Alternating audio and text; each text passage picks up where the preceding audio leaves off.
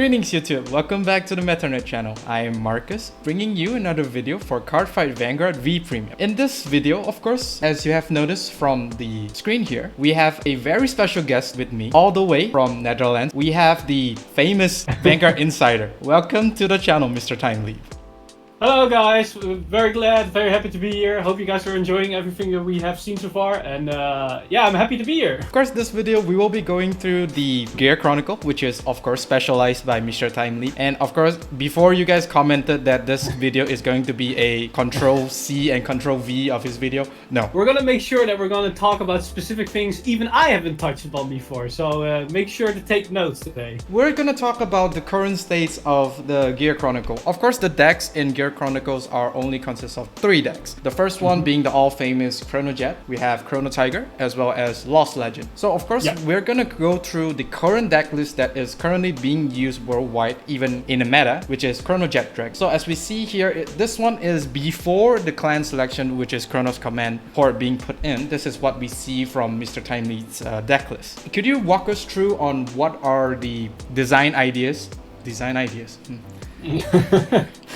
Well, basically, how I created this deck is that there are, of course, everybody that's been into Gear Chronicle for a while knows there are so many core staples within the clan. Smoke Gear Dragon is a core staple for Chronojet. Of course, Chronojet is a staple. Chrono Tooth Tigar is a staple. Ribble is our multi-tech engine, which is also basically a staple. And then for the other great ones, you can either go for Lost Gear Dog 8 or for Team Breath Dragon as your grade 3 consistency searcher. One of them is going to be a staple. Now, deciding which of those one of the great ones, I'm going to go back to that once we talk about the rest. That will determine how you're going to build your deck as well. But you have room for other cards, like in what type of grade 4 ratios you're going to play, what type of grade 2 ratios you're going to play. And this is where you're going to see a lot of difference between players. In my particular instance, I've decided to go for a 3-2 splits in my grade 4s, just by the sheer fact that next stage is going to be your win condition in most instances, and you want to make sure you always X to it. I've lost games. You're going to see a game in the future where I lost it because I didn't have a next stage left in my deck for my own stupid reasons. But so it's very important you have that. And TimeLeap Dragon is probably your main going first grade 4 right target, because next stage is going second card, and it allows you to multi-tag and put up a lot of pressure. Now in the grade 2 department, why I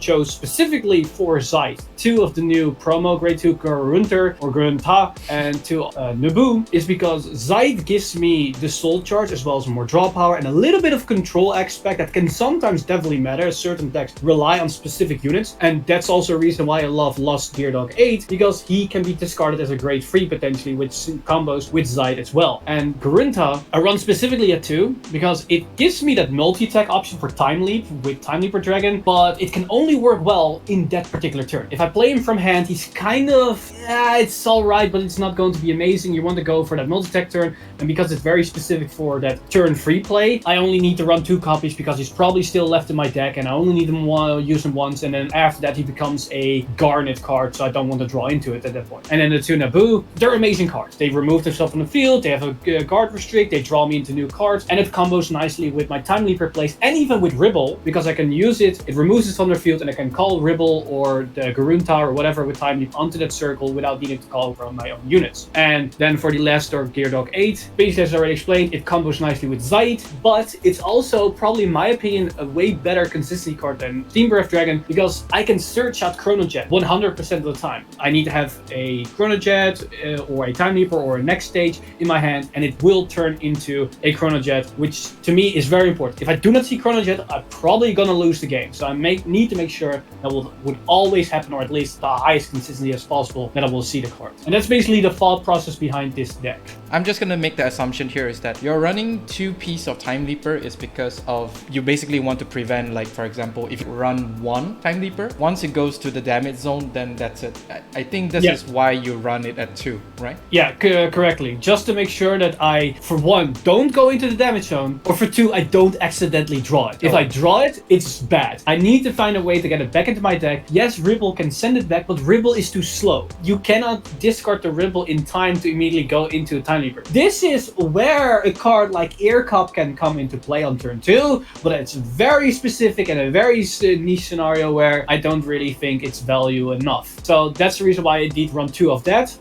That's also the reason why I run 2 of the Garunta. Same reason why they're above it. Naboo is a 2 because it's the last 2 spots I can fill in the deck. I don't have more room to play it, sadly. What does your field commonly look like before the next stage attack? Does it consist of 1 Smoke Gear or 1 Zaid in the front row? Ideally, I want to have a Smoke Gear at all times on the field, and the other options is probably going to be a Naboo or a Lingering Ribble or a Chrono Tooth T-Guard that already was called in the early game, and probably Lost Gear Dog 8. I usually don't have Zaid all too often on the field because he comes into play with TimeLeaper, and I probably will intercept him away because I don't really need to Soul all too often, or he just get removed. And same with Garunta. When I play Gear Chronicle, my fields never look the same. They're always wacky all over the place, but I usually try to have at least a Smoke Gear Dragon and a Grade 1 on the field at all times because they give me the option to play and do my combos. Does this deck actually has a consistency issue? Because I just only noticed that this deck has only 4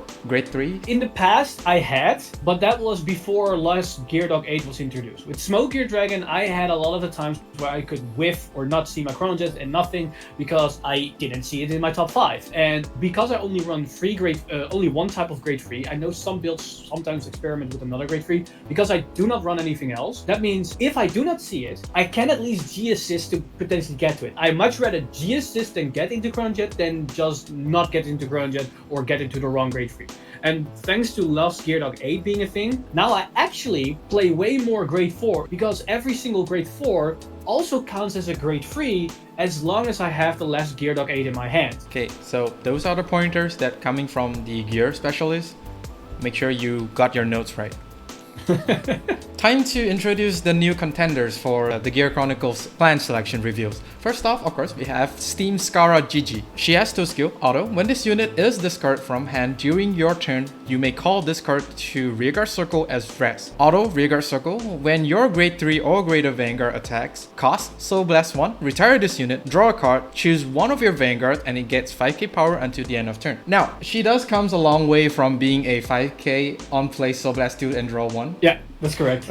Technically, what she does, based on what I think she does, is that she kind of supports the Rebellion deck as well as next stage. Of course, for the Rebellion, you will only discard her in the main phase, which will kind of activate Chrono Tiger's skill to give Rebellion the critical as well as drive. Yeah, you gain an extra drive check. And then since when Rebellion attacks, you actually gain more power on top of it, which is super nice, and also the draw as well. So you technically does not really minus yourself too much. I would say kind of like plus in a sense. It's a plus for Chrono Rebellion in that sense, yes. For next stage is, of course, you're gonna discard it in the battle phase. You're able to power up the Chronojet Dragon that you're going to run after you use next stage skill. Is there anything you want to follow up? Well, basically, I think I touched upon the main subject, and you also clarify what about this card is that there are definitely some inherent things that she brings to the table, because this is our 3rd card that recalls herself when she's discarded. This allows us, I don't think it's going to be useful right now, but maybe in the future, and maybe for anybody that's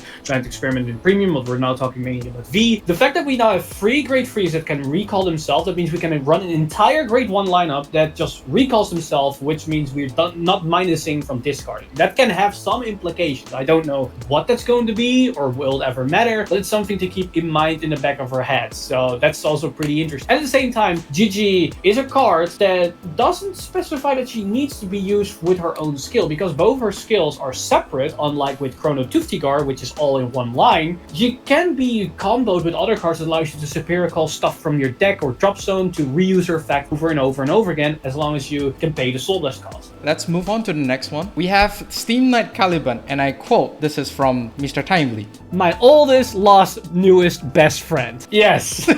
Okay, auto rearguard. At the end of the battle, this unit attacks, cost Counterblast 1, and bind this unit. Choose one of any player's rearguard, and they put it on the bottom of their deck. If a grade 2 or greater card was put on the bottom of the deck, you choose up to 1 normal unit with the same grade -1 as that card from your drop and put it into your hand. If a grade 1 or less card was put on the bottom of your deck, you draw a card and countercharge 1. He has a lot of implications. First off, of course, he does have some implication with, of course, Mystery Flare, the first VR for Gear Chronicles. But since he bind himself, he does add his own grade to the grade requirement to activate the full potential of Mystery Flare. There's also some implications for next stage. He can clear himself from the board, so you allow you to use your Ribbles on a more consistent basis. Plus, he allows you to fetch the Ribbles from your hand before you're gonna discard. And not only that, he also does have some implications with the TimeLeap Dragon, which will combo well with Kurunta as well. But of course, if you want to use this combo, you're gonna have to return a grade 2, I would say. If you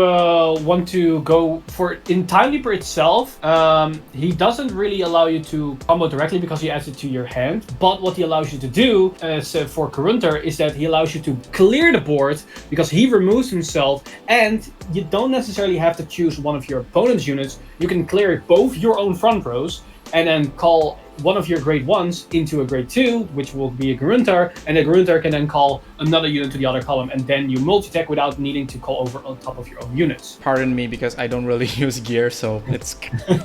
my gears in my mind is not working. Yeah, there's a lot of intricate things that you really need to know about to actually understand the full capacity, because usually when you read this card, and that's the same with Gruntar, where a lot of people make a misjudgment or don't really see the actual value, immediately everybody would see and look at these cards like, oh, I can choose one of my opponent's units, so I'm gonna focus on my opponent's units. But your opponent can just intercept their rear guards or just not call units, and what you're going to do then? Well, luckily all these cards allow us to choose our own units, so even if our opponent doesn't give us what we want, we can just give it ourselves and just do all the things anyway. Plus, he's actually free. You just need one Counterblast, that's it. Yep. And you also refund that. Yeah, that's really good about the card. Next up, we have the big man himself. Well, I say man, it's actually a dragon. Interdimensional Dragon, Chronoscommand Dragon. Auto, when this unit is placed on Vanguard Circle, cost Counterblast 1 and Soul Blast 1, and discard a card from your hand. Put all of your rear guards on the bottom of your deck in any order. Look at 5 cards from the top of your deck, choose any number of cards among them, call them to Rearguard Circle, and shuffle your deck. Auto, Vanguard Circle, when this unit attack hits a Vanguard,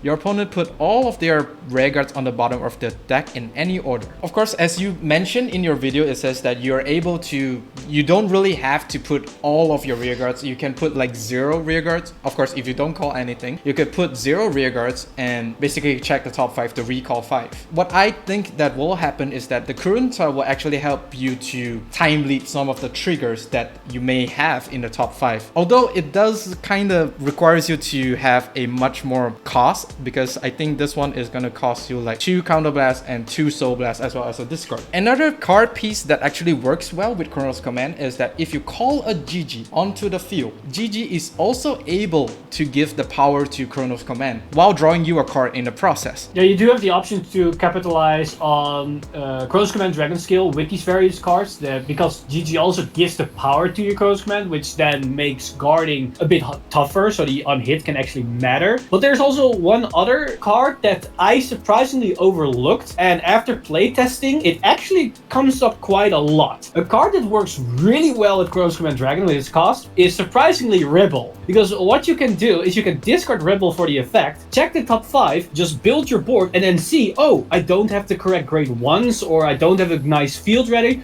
You know what, I will send this grade 1 and the rest of the triggers back to the deck, and I will use my Rebel skill to call her to the field and then power up one of the columns, and then also send another card back to the deck and draw more cards on top of it. So that allows you to compensate for the cost of Chronoscommand Dragon and to negate some of the RNG elements, so that makes Rebel even better in combination with Chronoscommand Dragon. I wasn't really aware that that was actually as good, but it definitely made my Chronoscommand Dragon turns way better than they would otherwise be. What are the chances of this unit attack hit? I would say it's very unlikely, because most opponents will definitely guard it, and Chronoscommand Dragon on its own probably be 25k if you put a force of 1 marker on him, and if there's no boosters, 25, maybe 33. And if you're gonna go first, where you probably want to go into if you have no board, so you can plus like crazy of the card, your opponent probably also doesn't have a board, so they might just take the attack and it doesn't really do anything. And if they have a board, I can guarantee you they will put everything in their power to guard the attack to keep their board, but at the same time that can actually help you, because if you now hit triggers or whatnot, you can put it all into the rearguard circle,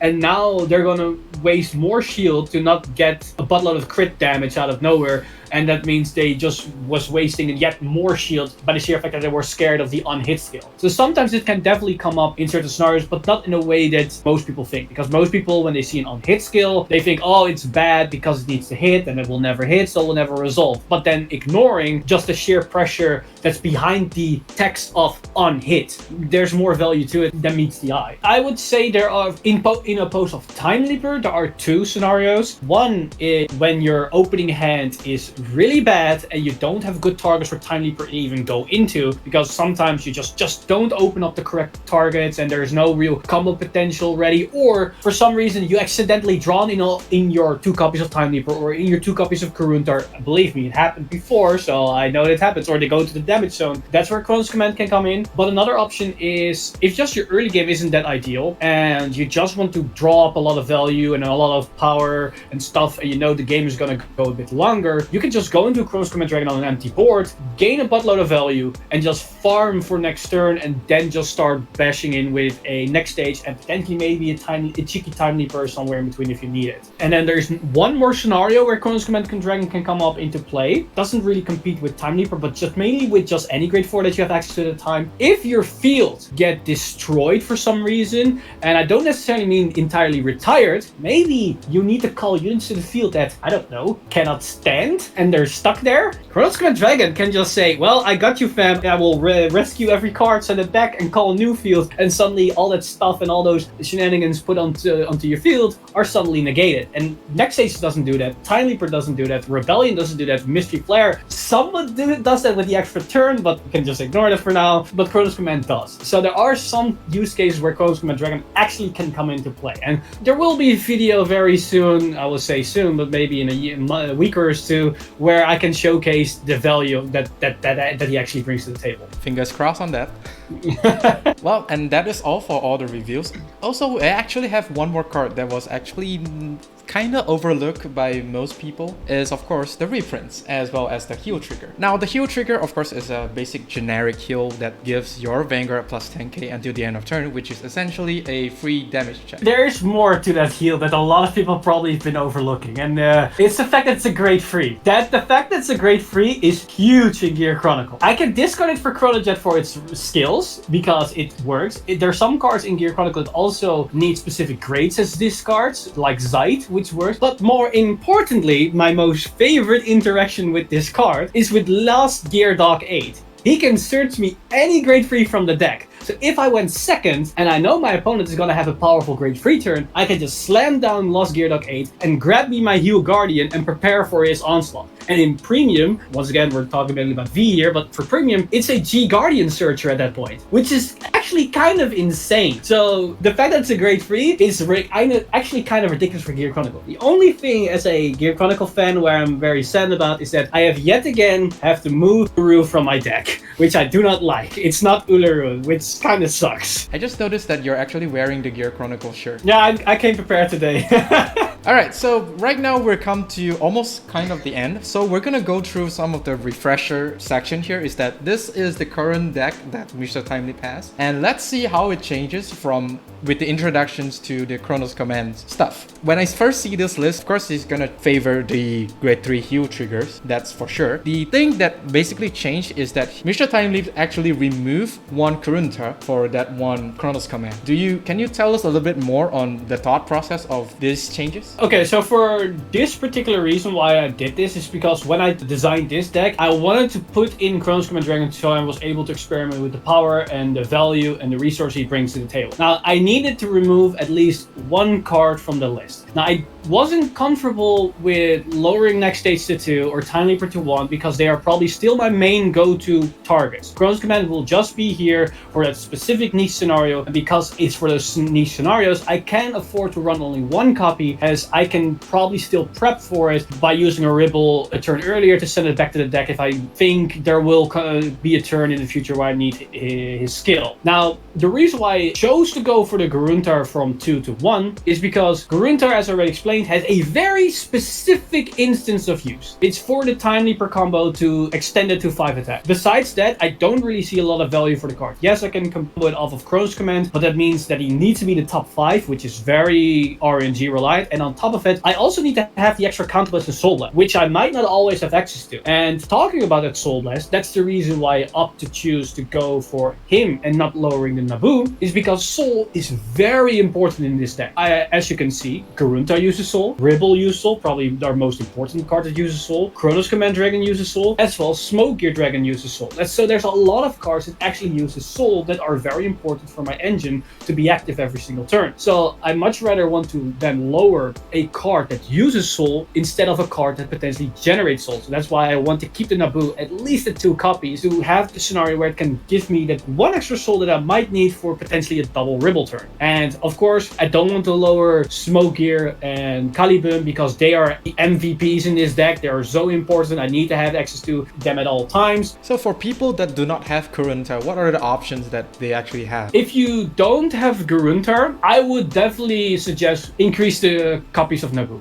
Go for the Naboo because it will give you so much value. There is no card in Gear Chronicle that fulfills the same role as Garunta, because Garunta gives us that 1 extra attack with TimeLeap Dragon. As far as I can remember off the top of my head, there isn't another card in Gear Chronicle that does that. So then you just have to look at, okay, what is something else that I value a lot? And in this particular list, I would say Soul. Soul is what you're going to need. And she also opens up the field for a potential Ribble attack, so it has a nice synergy as well with that. So we reached the frequent asked question at this point. So of course, the first question we actually chose is, when do you actually use Force 1 or Force 2 in this Gear Chronicle Chronojet deck? For the Force 1 and Force 2 debate, there are always going to be the similar reasons and answers to why you play one over the other that's applicable to any Force clan. So I'm going to ignore those where you talk about your hand resources and damage output, and if there's 3 damage or 4 damage and that kind of stuff. That's always going to be the same. But for Gear Chronicle, there are a couple of scenarios where it actually will matter. Yeah, so we have match tempo dependent, opponent's defense capability, and multi-attack combo. So what these things mean is that for the match tempo dependent is that you want to make sure that you want to look at your opponent's card output and your card output, what you have access to. Because sometimes if a game is too fast or too slow, you need to make sure that you choose the right Force or Force 2. If the game, you have a couple of turns ready for grade 3 turns, you might as well just go for Force 1 because you're not expecting to kill them outright. You still run crits, you can sneakily kill them out of nowhere. And because you're going to stack up with multiple Force markers, going for Force 1 might actually do the trick in the long run. But if you are in a scenario where on turn 2 you are being rushed to oblivion and you're already at 4 or 5 damage, and you know I probably have only 1 more turn left or 2 turns on my grade 3 turns, probably going for Force 2 might give you the edge over your opponent, because now you suddenly start pressuring with every single attack out of the get-go, and you can actually win the game even though it looked very dire at your grade 2 turn. So it all depends on if the game is fast or if the game is going to be slow. But another aspect that will come into play for Force 1 or Force 2 is the defensive capability of your opponent's resources as well as their engine itself. If you know they have a hand with a lot of cards, but all of those cards are 5Ks, 10Ks, not a lot of shields, going for Force 2 might actively hurt you because they can very effectively guard efficiently every single attack, because going for Force 2 doesn't give you a lot of power if you don't have the right piece on the board. But if they, let's say for example, have a lot of high shield value, going for Force 2 might actually give you more value because they're wasting too much shield for every single attack because you need to overguard. That can also come into play when deciding going for Force 1 and Force 2. Another thing that comes into play with gears is also our multi-attack combos. If we need to take a look at what we can combo out, what type of cards we have access to, if we have Ribbles, if we have a Garunta accessible, can we go into next stage or in TimeLeaper, what type of cards can I time into? All these come into and are factors in deciding if Force 1 or Force 2 is very important. Because if I can multi-attack, but all my attacks are just 10k or 8k while my opponent's at grade 3, going for Force 2 does absolutely nothing because I cannot even hit them, or I just hit with very miserable numbers. In that case, you want to go for Force 1 to actually make those multi-attacks matter. But the other side, but the opposite is also true. If you have very strong attackers like a Ribble that gains an extra 5k power, you have a Smoke Gear that has an additional 5k power, your TimeLeaper can get a good card that gains additional power, and you have boosters in the back row, then maybe going for Force 2 is good enough because you are going to generate attacks that will always going to hit, and some of them even over defensive trigger, which is going to be very important. So all these factors come into play with Gear Chronicle specifically, knowing which cards or which type of force marker you should go into. And probably the most important thing that a lot of people weigh in this option is Chronojet's guard restrict itself. That you need to keep in mind, next stage will be 15k. but the Chronojet will be 33k. Sometimes 33 double critical Sentinel Garter Stick is enough good pressure for a lot of decks, as not a lot of decks can deal with that, especially if you can go 2 turns into that. Next up, we have, of course, Mr. TimeLeap did touch a little bit about in the earlier section, is do we still want to play Irkab for Chronojet? So this is a question that has been asked ever since the card came out. When this card originally came out, I was praising this card to the heavens as it's one of the best cards we've seen in the V-Series for a long while, if not one of the best at the time. And that is true because it was in context of Chronofang. And that's a very important keyword here with Irkab. Context matters. Irkab, to me, on its own, is actually a really bad card because he doesn't generate actual value, but it costs you resources. Because you counter +1 and discard a card to get a drive check. But the drive check doesn't really generate you value because you just discard a card, so you get the card back. Yes, you have the value of the drive check, so if you hit a trigger, you get extra value of it, but it's not consistent. And at the same time, you just show the card to your opponent, which now they have more info on your hand. And hand knowledge is very important. Not a lot of players, or I know that a lot of players aren't aware of what hand knowledge, how powerful it is in a card game like Vanguard. So giving your opponent that information can be detrimental as well. So as we see on the screen, the short answer is no. But the long answer is, of course, the value that isn't really there. But there's also, but of course, there are some people that would still defend Irkab, saying it's good in Chronojet because it can give you pressure, it can give you the crit pressure in the early game, it can make your next stage more powerful, or that kind of stuff. And to some extent, yes, that is true, but it's very niche scenario situations. An Irkab on turn 2, if you got the counterblast, and that's very important, some decks don't even give you the counterblast, can be good because you have a twin drive unit, and any twin drive on grade 2 sounds very appealing. We have Blasted Dark, we now have Blasted Dark in Overdress, as well as a couple other cards that do this, and they're very desirable, and I can understand that. But sometimes that early aggression might not be as useful, because if you don't hit your crits in the early game, what did you accomplish? You just wasted counterblast, and you didn't really do anything. And in the early game, your hand size is usually very limited, around 6, 7 cards, but your opponent now knows 2 cards of those 7, or maybe 3 cards of those 7 if you went second. That's a lot of card information they have access to, and if you just drove check 2 grade 3s, don't be surprised if they suddenly start rushing you because they think you have no shield value. So it can actually backfire against you. So there are upsides, but I can see that the downsides in Chronojet is a bit too big in my honest opinion, especially since it's also using Counterblast. And with next stage, it doesn't synergize all too great because you give the extra drive check to next stage and not to Chronojet. If it gave it to Chronojet, probably a different story because it comes with the card restrict. Now, does that mean Irkab is a bad card? Absolutely no, or absolutely not. Because as I said at the beginning of this story, context matter. And for Chronofang, the context is very huge because Chronofang is all about artificially lowering your hand size to have a small hand as possible the moment the Vanguard attacks, and then after the Vanguard attacks, you want to draw in as many cards as possible to have a good hand size. Irkab is perfect for that. Same as with Gigi, why is to me that Gigi feels more like a Fang support because she allows you to draw cards after the Vanguard's ability already activated. The conclusion of this story is that Mr. TimeLeap is actually responsible for the Irkab argument.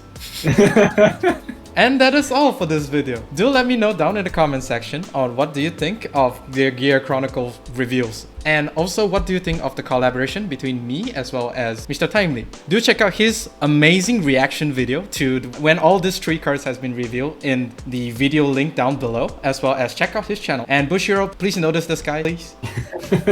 He's Mr. TimeLeap. And he's Meta Nerd. And we'll see you all on the field. Bye. Ciao.